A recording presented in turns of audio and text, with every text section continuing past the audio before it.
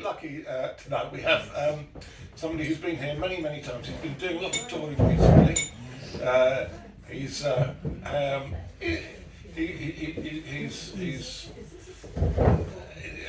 always been very popular here. We're pleased to have him back again. It's the very lovely Nick Goodall. Thank you so much.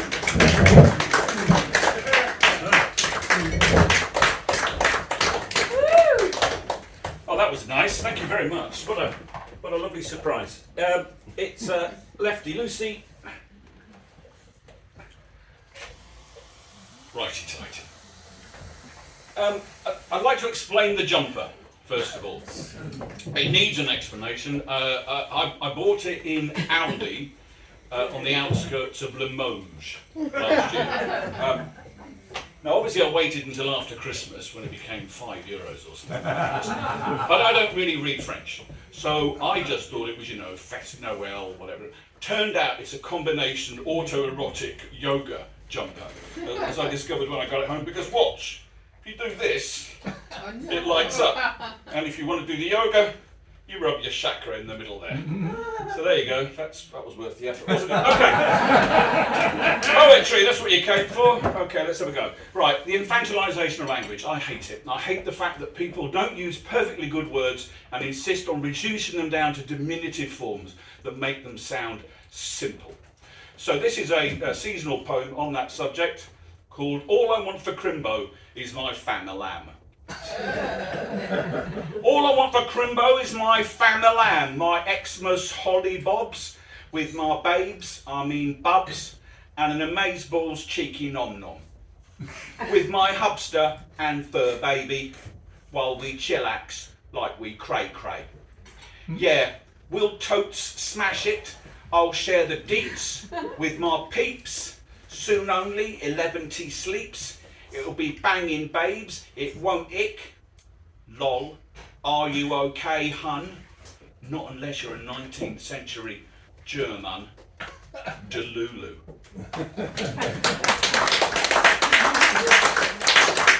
I was robbed last month in a delicious irony, or robbed, I was going to achieve a career pinnacle for me, which was supporting a bona fide punk rock band.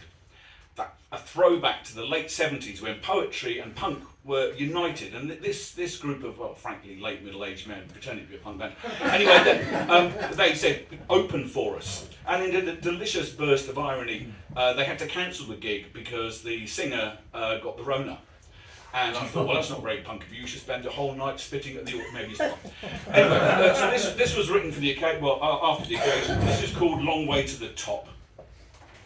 I want to be on your cool band's poster, see my name up in lights. I want to be a rock and roll poser, feel I'm part of the gig tonight. I want to get me a funky lanyard and a shiny fabric wristband, ideally the one with AAA on it. I'll tour anywhere, even in Iceland. I want to help myself to your rider, hang around with the cooler kids, drink myself stupid on 8% cider, boast one day to indifferent grandkids.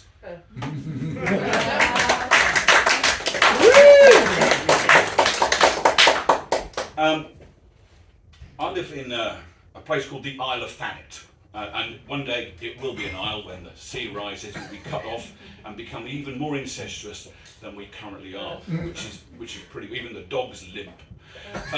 But there used to be a couple of years ago a beer festival, which is widely of contributory negligence. Basically, it was like 1,500, 2,000 men of a certain age, all laboured under the misapprehension that they drank enough, they'd inexplicably and suddenly become sexually attractive to women, which of course they didn't. And I was playing this festival. I mean, not as a poet, that would have been suicide. I was in a ukulele band, which, thinking about it, isn't that different. But anyway, I was looking into the eyes of some of these people, and I thought I saw sadness. I thought I saw loss. I thought I saw ennui. I thought I saw something other than what they intended. And I wrote this about it. This is called Another Pint. He's knocking back another pint. He doesn't want an awful sight. He thinks that he will last the night. He won't. That's what his friends know. Now his jokes are getting louder. Hopes his mates have got so proud. I really couldn't be more prouder as his bladder starts to blow. The room's now spinning round him. 2 more pints follow. Down his chin, the light inside him's getting dim. He won't be going yet, though. Oh, just one more, I'll get these away, mate. No, go on, here's the score. Oh, anything, I need a piss. He drops his glass, falls on his arse, can't find his bus pass, it's autopilot home. Later, in his chair, kebab in hair, he didn't pull, was just a dare, I didn't fancy her, no. And at 3 a.m, like other men who think that when they're drunk, they let the pain go. Remember shouts and knockabouts and guts in doubt, he hates to get this low. So he's reaching for another pint.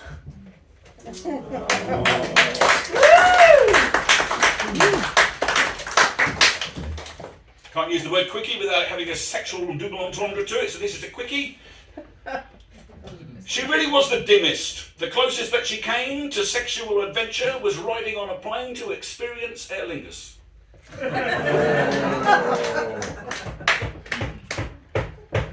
Is there a horse at the back? Count 2 + 2 is no. Food. Does the light ever go out? I posted this poem originally with a photograph of my actual insides of my fridge. Became one of the most commented things I'd ever published at all, mostly commenting on the state of the food in my fridge. So there you go. Never use a real picture. In the refrigerator of our love remains leftovers of desire chilling with the dishes best served cold. In the cool bag of our love remains consomme stains and mashed plantains. In the icebox of our love, midst cold cuts and crisper, is an absence of whispers, because you ate them all.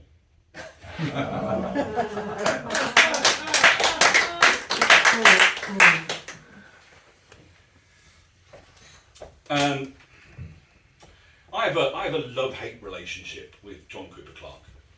I'm open about this. I love to hate him sometimes because, you know, oh God, where do you start?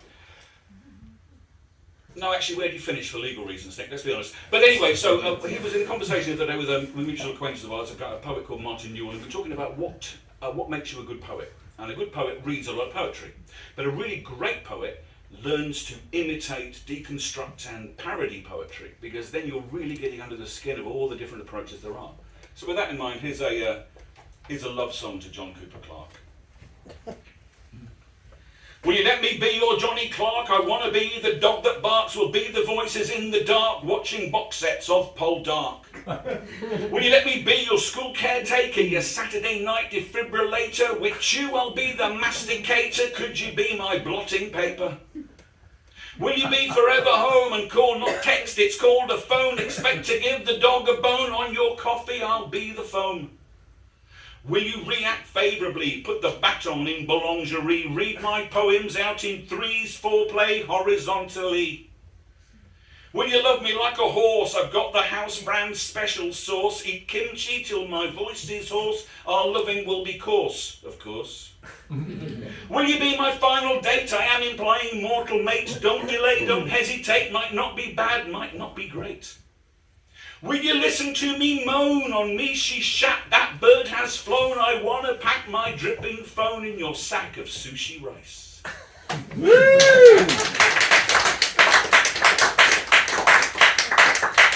Of late, there's been a spate of people passing off short phrases with pauses as poetry. It ain't.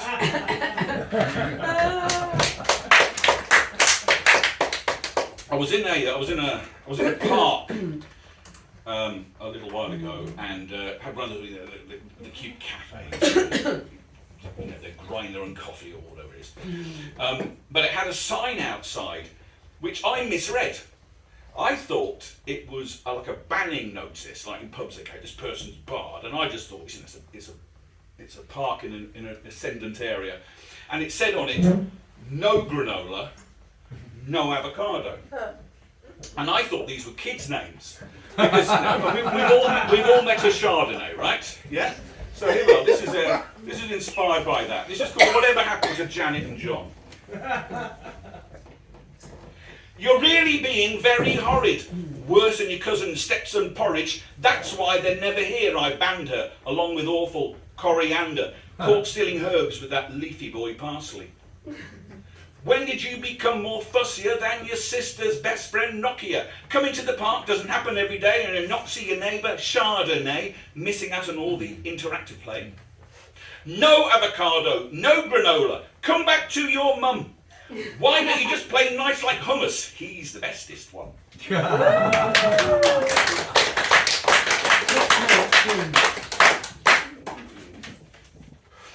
So I was brought up in North East Essex. I read today actually that apparently the last remaining proper accent in the country is Lancashire, you know, with that sort of hard R where everybody has to pronounce all the R's. Well, Essex, counter to popular belief, is actually more like Suffolk, at least the top end of it. And I heard a guy the other day speaking in an authentic North East Essex accent, and I thought, gosh, that might have been my youth. So I had a go at writing a poem which echoed the sound of that. And this is one of those ones that, not that anybody ever would write Brodie's notes about this shite, but if they did, it would be full of analysis as to what it's all really about. This is called Found Him Dead with an Acrobat. God, I'm just trying to take my mind back about 80 years.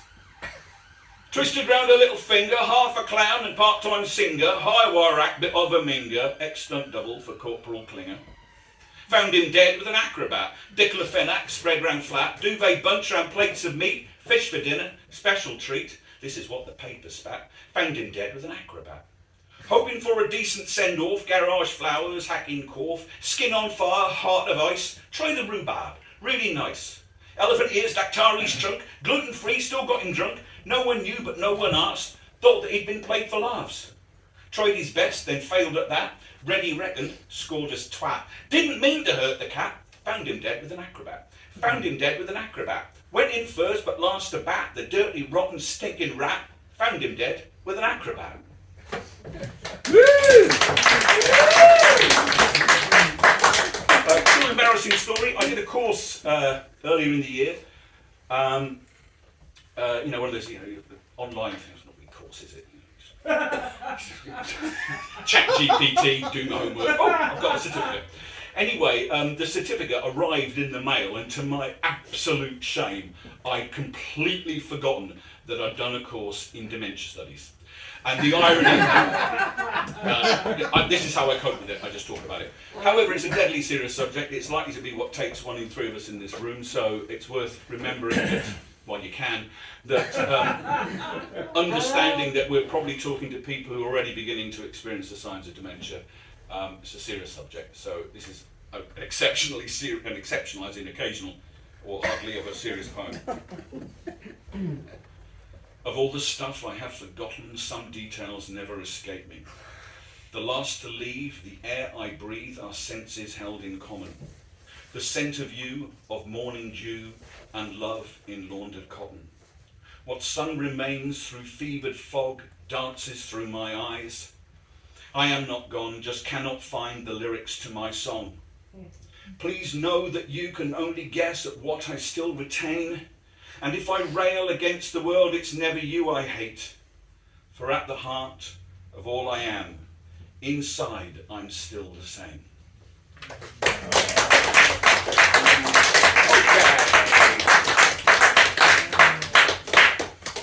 I live in Broadstairs. Oh, giving that away now. Got to be crowding out the doors tonight, won't it? And we had a bookshop up until recently. Oh no, a bookshop. You know, real place. Right. It's closed. This is about the bookshop. Selling up his bookshop, the one that smelled like books, he said he'd stay until he dropped for folks who like to look. Now foxed and dog-eared like his books, he's had enough, he says, of bills and cold and council crooks, he will no longer stay. As to the shop, he says that more than likely coffee bar, another eatery like the one next door and the Nero, Bucksand, Costa, and in that caff hipsters will laugh at memes and trolls and stuff, and order online a book by their mate that rather soon they will donate to the second-hand bookshop, or not, annoyed that they're too late because it closed when they weren't looking.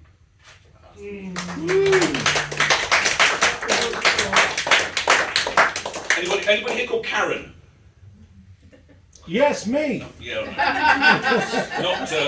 Not Jack. I didn't say, is anybody's online identity Karen? You know what Karen is? It's a you know, gender non-specific stereotype for people who are entitled to complain and basically are the ones we like to laugh at. Well, I spent a couple of happy days going down the rabbit hole on the internet the other day, looking at Karens being arrested, Karens being entitled, yada yada yada. This is about Karens. It's called You Will Be Sorry. I want to speak to the manager. Don't you know who I am? I've had enough of this. I'm a lawyer, a policeman. I'm with MI5 or 6. How dare you speak to me this way? That way. Anyway, let me get your name. Don't you know who you are dealing with? I've got you on my phone. I have followers. I'm an influencer. I am never flying, eating or defecating with you again. I'm in the SAS, the SBS, the FCS. What do you mean that's a sofa shop? I want the manager. Do not touch me. Do not think of touching me. Look me in the eyes, my scary wide eyes. I'm a platy gold card holder. I know my rights. I've had better nights. These are my civil rights. I have a special condition. Get your boss here now. I'm going to cost you your job. I know people you don't know. You don't know. You know. I'm entitled to have a complaint and you have ruined my life. Okay, confession time. Who here has posted something on Facebook about somebody famous who's died recently? Liars. You all have. It's the thing you see on, it's like people go, oh, he's dead, oh yeah, changed my life, touched me, special, very important person. It's bollocks, isn't it? It's bollocks, isn't it? Not at all, right? They just don't. Jack, when you die, if you die. No, I'm never going to, I have no intention whatsoever of dying. I love an optimist. This is called Never Met Them. Always Benny Z to me. We never spoke or met, and it wasn't that we both were drummy, but we had a small connect. Denny Lane, on the other hand, you know, guitarist in Paul's rock show, drove a van. I've touched with these hands, but oh, you should say he has to go now. Keep a bonus point for that one. Jimmy Corkill, Chandler Bing were characters, never real. None of them were the real thing, and Ilya Kuryakin never looked at me. Tony Allen in 81, gags above the strips. I felt I lived next to Dean Sullivan, now they both had their chips. George Alagaya, Richard Roundtree, Tom Verlaine, Tina T, Glenda Jackson, Raquel Welsh, Michael Yarwood, Jerry Springer. I miss them like I would a finger, but nothing compares to, what's her name, the famous Irish singer. Richard Roundtree, Parky, Motti, Bill Crosby, Lily Savage, what a package. Pee Wee Herman, who, him, Hinge, or was it Brackett, Nigel Lawson, the original Fatboy Slim. Tony Bennett, Dickie Davis, Henry Kissinger, Barry Humphries, Alistair Darling, you are not forgotten. Why isn't your catchphrase in my head? I never wanted Ryan O'Neill at my goddamn deathbed. And as for Shane McGowan, Pogue Mahone.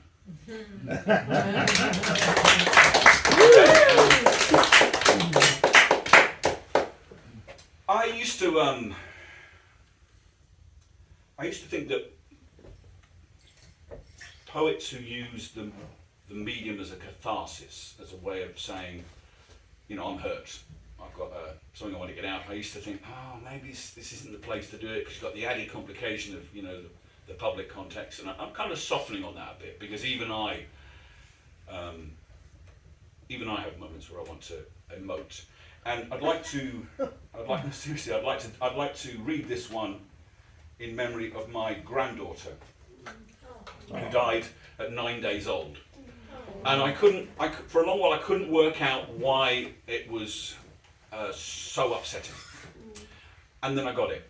And I think I've captured it in this poem. And this is for anybody who's lost anybody recently. Because sometimes words give us a structure for feelings that are hard to nail down. This is for Astrid. It's called She Might Have Been. She might have been someone who changed the world for good, you see.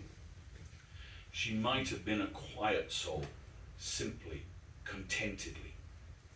She might have been the greatest thing to those she'd yet to meet. She might have been the answer to a question yet to be. She might have been the best of us. She might have been. She might have been. She might have been.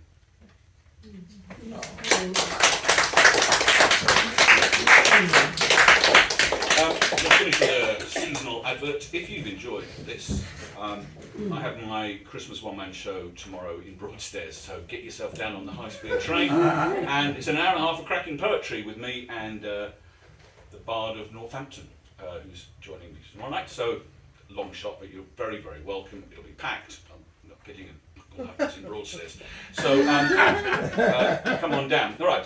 In the spirit of Christmas, the last one, you can have a choice. You can have either a old folk song or a modern folk song. No. Thank God you said that. And the reason I say thank God you said that is the other one was on the 50th anniversary of a classic English folk song, Merry Christmas Everybody. I wrote a version of that to try and update it for now. And what I've learned since is I sing it twice as fast in my head as Noddy Holder did, which means that the scan just doesn't. So let's go back to the 17th century. And I'll sort of semi-sing this one, but if you know the words, you must be telepathic. God rest ye merry gentlemen, women, and those who are NB. Remember, get your pronouns right, it's how we ought to be.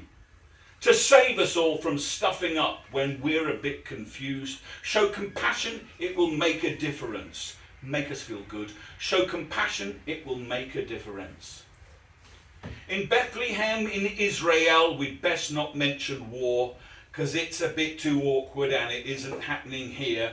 There is no point in taking sides, it's murder all the same. Show compassion, it will make a difference. Make us feel good. Show compassion, it will make a difference. And don't forget distant Ukraine, it's been approaching 2 grim years. Another one about the land that belongs to no man. Show compassion, it will make us feel like doing good. Make us feel good. Show compassion, it will make it feel like doing good. God rest ye merry gentlemen, women and those who are NB. Let's not forget the evil bastards fucking you and me. To those who just accumulate great wealth while others starve, I would like to take this holly bough and stick it right up their arse. Take this holly bough and stick it up their arse. Happy Christmas, everybody. Happy Christmas. Merry Christmas. Thank you so much. I thought that was wonderful. I think it's so lovely to see such flow, and it was brilliant. It was the best he's done yet, and all the others were good. So I think that was about